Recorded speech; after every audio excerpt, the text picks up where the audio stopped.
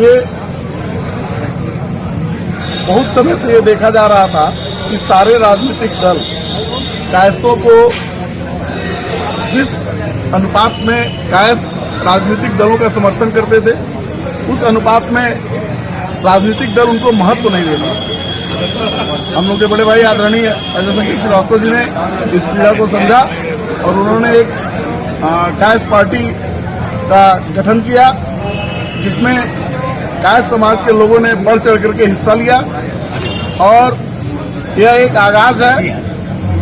इसमें दलीय सीमा से ऊपर उठ करके बहुत लोग इस कार्यक्रम में शामिल हुए, जिसका मूल उद्देश्य था कायस्थ एकता और कायस्थों को राजनीति में भागीदारी मिले, क्योंकि कायस्थ हर तरह से सक्षम है, केवल राजनीति में ही पीछे है। और आज के समय में अगर आप राजनीति में सक्रिय नहीं है, सक्षम नहीं है, तो आपका कोई तारणहार नहीं है, आपका कोई पालनहार नहीं है। इसलिए आप लोगों के माध्यम से भी हम ये कहना चाहते हैं कि कायस्थ समाज का जो एक प्रादुर्भाव काल चल रहा था, वो लगभग एक तरफ से समाप्त है और कायस्थ जागृत हो चुका है। कायस्थ अपने हक की लड़ाई लड़ना चाहता है, कायस्थ राजनीतिक हिस्सेदारी चाहता है। और अगर इस बात पे कोई भी राजनीतिक दल या कोई भी व्यक्ति अगर कायस्थों को कम आंक करके चलेगा, तो ये उसके लिए बहुत घातक होगा। और कायस्थ एकजुट होकर के अपना हक लेने के साथ छीनना भी शुरू कर देंगे और कोई फिर सामने टिक नहीं पाएगा, क्योंकि इतिहास हमारा गौरवशाली रहा है और उस गौरवशाली इतिहास को हम लोग वर्तमान में भी गौरवशाली बनाना चाहते हैं। और इसी के वजह से ये आज का जो श्री चित्रकूट भगवान मंदिर के प्रांगण में सभागार में इस कायस्थ पार्टी का सम्मेलन हुआ है। इसमें दलीय बाध्यता से ऊपर उठ करके सब लोग यहाँ पे शामिल हुए हैं। राजनीतिक पार्टी बता रहे हैं भागीदारी लेनी है, तो क्या जो चुनाव है आगे उसमें किस तरह से जो है आप लोगों की पार्टी लगे? देखिए, मैं एक चीज स्पष्ट कर देना चाहता हूँ। कायस्थ पार्टी एक राजनीतिक संगठन के रूप में ऊपर आ रहा है।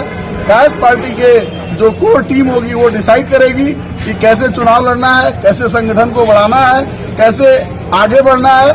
और ये चूंकि आज पहला सम्मेलन था, इसलिए 2.5 महीने की पार्टी है, इसलिए क्या बोलते हैं कि ये आज इस प्रश्न का कोई हम लोग उचित जवाब नहीं दे सकते हैं, लेकिन इतना जानिए कि ये सशक्त भूमिका निभाएगी आने वाले चुनाव में।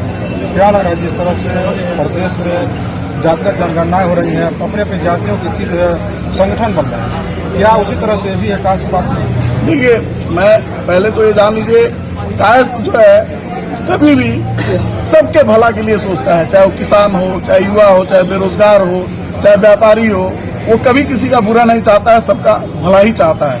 ये बात दूसरी है कि राजनीतिक दल कायस्थों का केवल बुरा चाहते हैं और इस मिथक को अब हम लोग तोड़ने के लिए तैयार हैं। जो भी कायस्थ जिस भी राजनीतिक दल में जहां भी सक्रिय है, वो अपना हक छीन लेगा। अब इसके लिए कायस्थ भी तैयार है। कायस्थ अब किसी दल का पिछलग्गू बन करके नहीं रहेगा। बहुत बहुत धन्यवाद सर। अपना परिचय। मैं विजय कुमार श्रीवास्तव, मैं यहाँ पे पूर्व में प्रत्याशी रहा हूँ 322 शहर विधानसभा से। मैं माननीय योगी आदित्यनाथ के खिलाफ मैं चुनाव भी लड़ा था और दमदारी से लड़ा था, और यही दमदारी में अन्य कायस्थों के अंदर देखना चाहता हूँ। आगे क्या आप आम आदमी पार्टी के साथ रहेंगे? देखिए, हम तो पहले भी आम आदमी पार्टी के साथ थे, आज भी हैं और कल भी रहेंगे। बात जो हो रही है उसको ये समझिए कि जब राजनीतिक दल, जैसे हमारा ही दल अगर हमारे साथ नाइंसाफी करेगा, तो हमारे समाज के लोग हमारे से क्या उम्मीद रखेंगे? मौका तो मिला था आपको चुनाव लड़ने तो मैंने चुनाव लड़ा था, दमदारी से लड़ा था, आप लोगों ने देखा भी था। वो बात एक अलग है। आज जो ये कायस्थ पार्टी का जो जन्म हो रहा है, इसमें हम लोग एक तरह से नैतिक समर्थन दे रहे हैं। और इसको आपको कल को ये तो आप निषाद पार्टी से भी नहीं पूछ सकते हैं, क्योंकि निषाद पार्टी को आप भी यही सिस्टम अपना रही है। हम लोग कायस्थ पार्टी, जो ये कायस्थ पार्टी का गठन हो रहा है, इसमें ये मतलब नहीं है कि हम अन्य राजनीतिक दल के लोग इसमें नैतिक समर्थन न दें। हम नैतिक समर्थन इनको देने के लिए आए हैं कि 100 काल में इनकी भ्रूण हत्या ना हो और ये दमदारी से ये संगठन खड़ा करे। पूरा समाज इनके साथ है। अगर हमारे या किसी भी दल के लोग जब अपने दल के कायस्थ नेताओं को अगर तवज्जो नहीं देंगे, तो उनका आसरा यहाँ मिलेगा और पूरा समाज उनके साथ खड़ा रहेगा। ये तो एक साथ ये कैसे संभव है कि मतलब आप अभी बोल रहे हैं? मैंने क्या बोला, मेरी बात समझिए। पहले इस स्थिति को स्पष्ट कर लीजिए। मैं आम आदमी पार्टी का महानगर अध्यक्ष हूँ, मेरी भूमिका वो एक अलग है। आज क्या आप अपने जातिगत संगठनों में नहीं जाते हैं? ये हमारा एक जातिगत व्यवस्था बन रहा है, तो हम अपने परिवार में नहीं मजबूत रहेंगे, हम अपने परिवार को नहीं मजबूत करेंगे तो आप ही हमको नहीं पूछेंगे।